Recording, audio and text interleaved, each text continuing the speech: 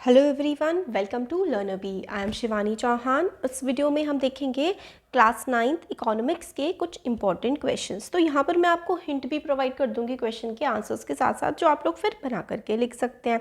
और चैप्टर तो हम लोग ऑलरेडी एक्सप्लेन कर ही चुके हैं सारे, और इनके क्वेश्चन आंसर्स भी कर चुके हैं। उसका लिंक मैं आप लोगों को डिस्क्रिप्शन में और कमेंट बॉक्स में प्रोवाइड कर दूँगी, आप लोग देख सकते हो। तो पहला जो क्वेश्चन इंपॉर्टेंट है काफ़ी, वो है व्हाट इज़ ग्रीन रिवॉल्यूशन। इसको हिंदी में बोलते हैं हरित क्रांति। तो देखिए, ग्रीन रिवॉल्यूशन में क्या था कि हमारे देश में 1960s के बाद क्या हुआ था, बहुत ज़्यादा मॉडर्न इक्विपमेंट्स का, मॉडर्न टेक्नोलॉजी का इस्तेमाल होने लगा था, जिसमें high yield variety HYV seeds का इस्तेमाल किया गया था, है ना। और इरिगेशन का, यानी कि सिंचाई का इस्तेमाल किया गया था, और इससे हमारे देश में हरित क्रांति आई थी, यानी कि ग्रीन रिवॉल्यूशन आया था। फसलें काफ़ी ज़्यादा मात्रा में उगने लगी थी।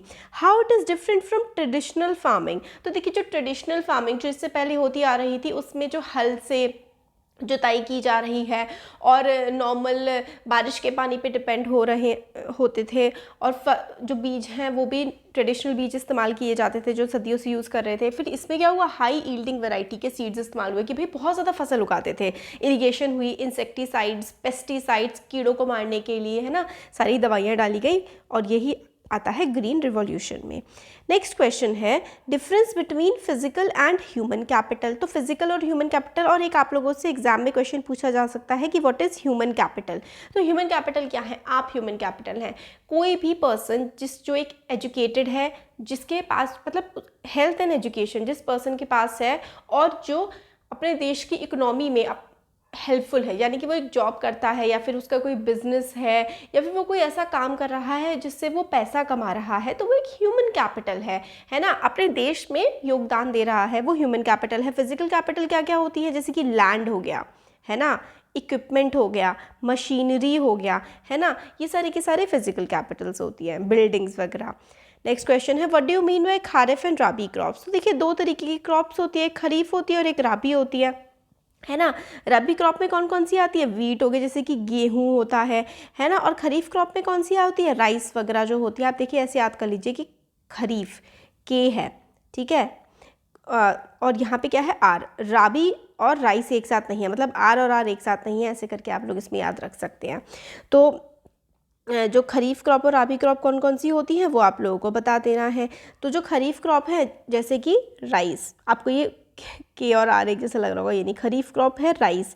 और राइस कब उगता है? राइस उगता है गर्मियों में, है ना, समर्स में, क्योंकि इसको हाई टेम्परेचर और हाई रेनफॉल, यानी कि ज़्यादा पानी और ज़्यादा टेम्परेचर की ज़रूरत पड़ती है। और रबी क्रॉप जो है वो ज़्यादातर विंटर्स के टाइम पर उगाई जाती हैं, जैसे कि गेहूँ, इसको जो है थोड़े ठंडे मौसम की ज़रूरत होती है। तो आप डिफरेंस बता देंगे। What are the factors of production. मतलब कोई भी चीज़ अगर आपको प्रोड्यूस करनी है तो किस किस चीज़ों की ज़रूरत होती है? फैक्टर्स ऑफ प्रोडक्शन, लैंड हो गया, है ना, लेबर हो गया, और क्या है? Capital, land, labour. अच्छा, मैंने लैंड दो बार लिख दिया। लैंड, लेबर, कैपिटल और एंटरप्रेन्योर। एंटरप्रेन्योर कौन होता है? जो इंसान बिजनेस करता है। कैपिटल का मतलब पैसा, लैंड मतलब ज़मीन, लेबर जो कि काम करेगा। कैपिटल से आप सब कुछ ला सकते हैं, मशीनरी, जो भी मशीनें होती हैं, है ना, जो भी सारा सामान होता है वो पैसे से ही तो आता है। फिर उसके बाद आपको इसके बाद चाहिए होता है मार्केट, जहाँ पर आप सामान को बेचेंगे। नेक्स्ट, तो इस चैप्टर में ये वाले कुछ क्वेश्चंस काफ़ी इंपॉर्टेंट हैं। अब नेक्स्ट क्वेश्चन जो है पीपल एज अ रिसोर्स। तो इसमें भी ह्यूमन रिसोर्स क्या होता है? इंसान।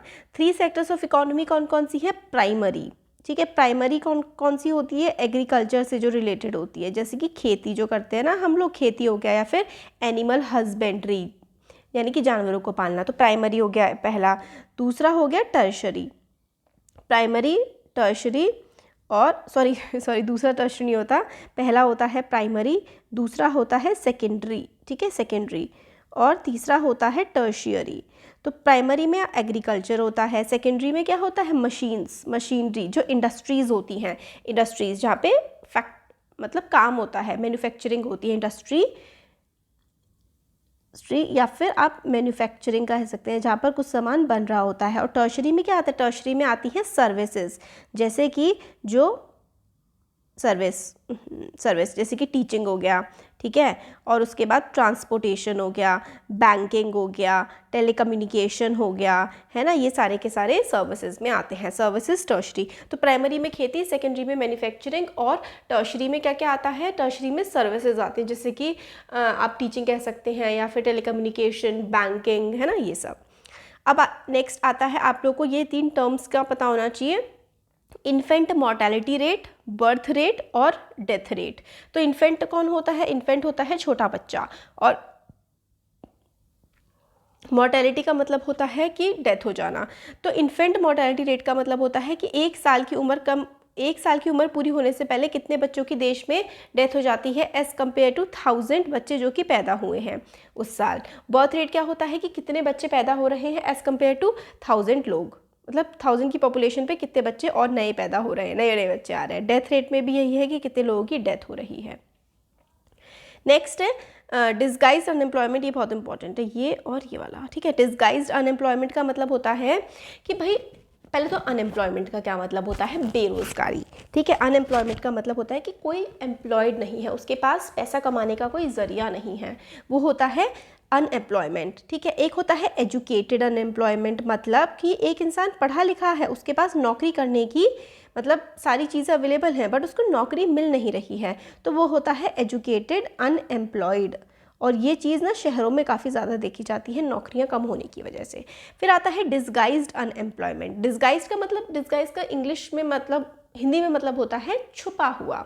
तो अगर कोई इंसान आपको ऐसा लग रहा है कि भाई ये तो काम कर रहा है बट एक्चुअल में वो काम नहीं कर रहा होता, जैसे कि एग्जांपल मैं आपको देती हूँ, ये ज़्यादातर कहाँ पर होता है, फार्मिंग में।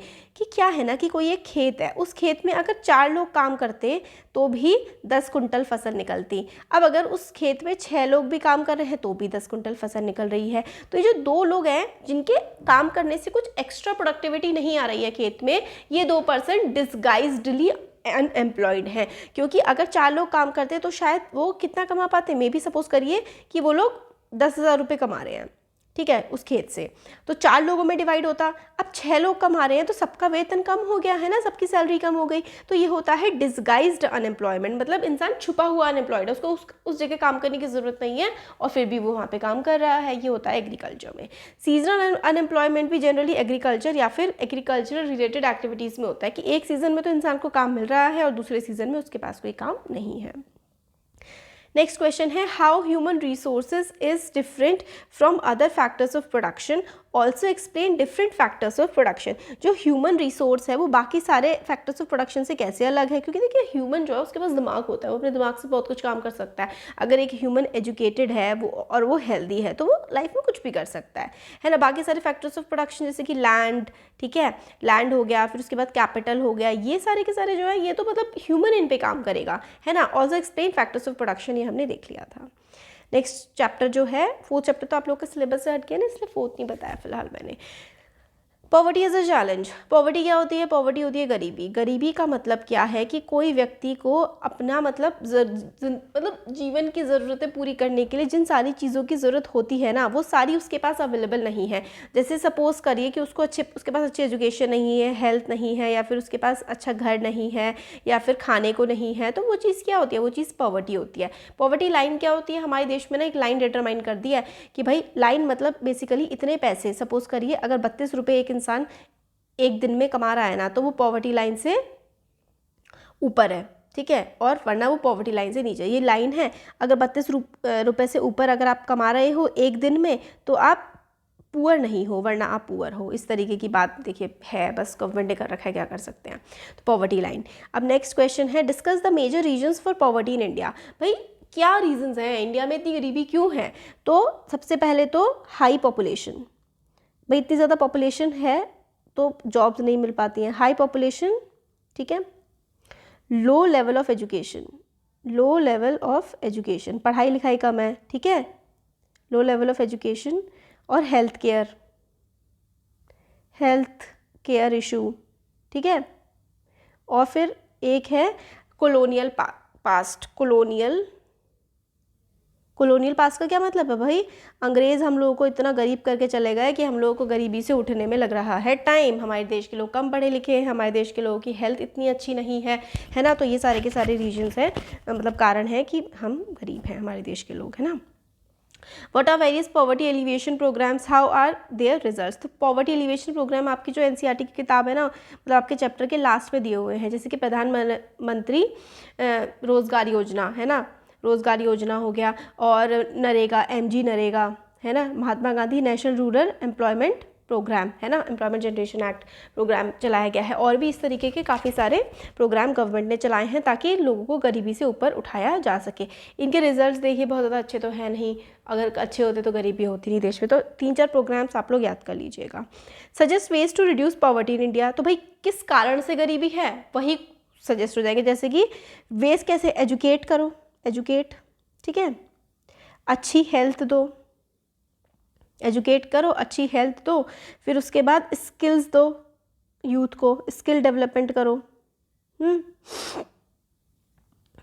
स्किल डेवलपमेंट करो, फिर उसके बाद और आप सॉफ्ट लोन्स प्रोवाइड करो, सॉफ्ट लोन्स मतलब सस्ते लोन्स प्रोवाइड करो, so that soft loans provide करो, जिससे क्या हुआ, सो नए बिजनेस खोल सके लोग, है ना। तो इस तरीके से आप लोग कुछ बता सकते हैं कि कैसे रिड्यूस करेंगे पॉवर्टी को। तो ये हम लोगों के कुछ इंपॉर्टेंट क्वेश्चंस हमने देख लिए इकोनॉमिक्स के, और आगे हम लेके आते रहेंगे आगे के और सब्जेक्ट्स के भी। Thank you.